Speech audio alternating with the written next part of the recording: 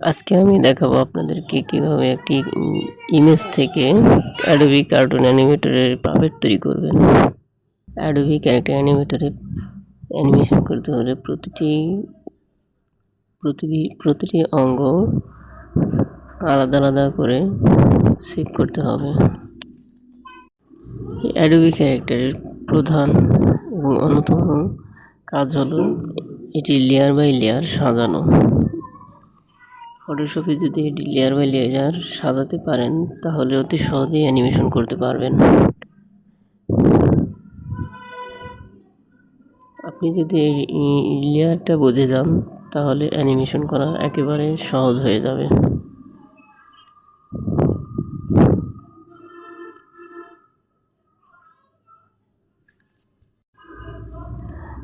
এই অ্যাডোবি ক্যারেক্টারের উপর যদি আপনারা ভিডিও চান তবে আমি রেগুলার ভিডিও দিতে পারি।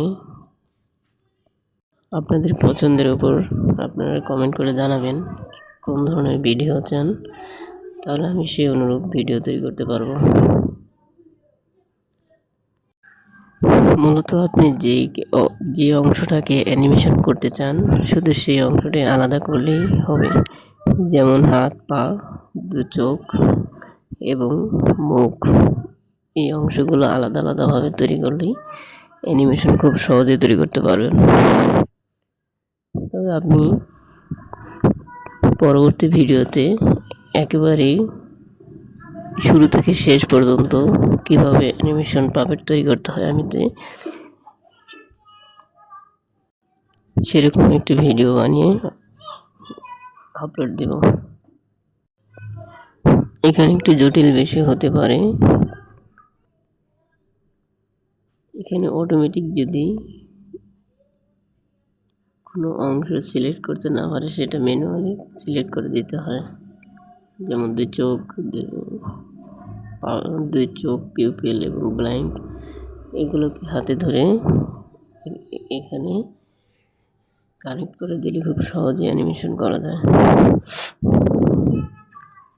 যেহেতু আমি আগে কখনো ভিডিও তৈরি করিনি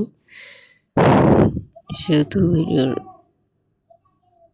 ভয়েস এবং কোয়ালিটি একটু খারাপ হতে পারে, সেজন্য দুঃখিত।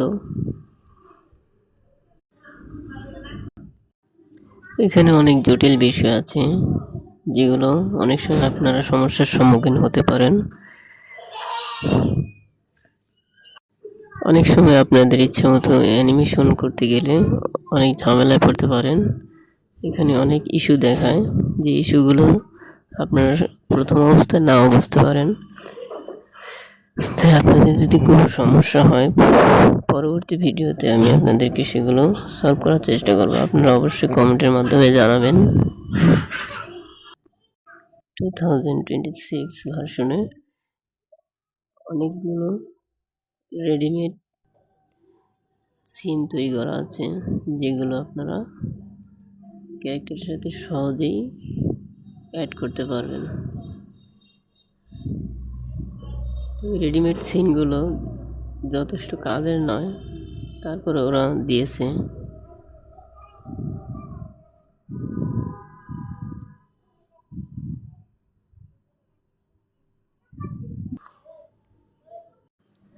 ভিডিওতে অবশ্যই লাইক, কমেন্ট, সাবস্ক্রাইব করবেন যেন পরবর্তী ভিডিও বানাতে আমি উৎসাহ পাই।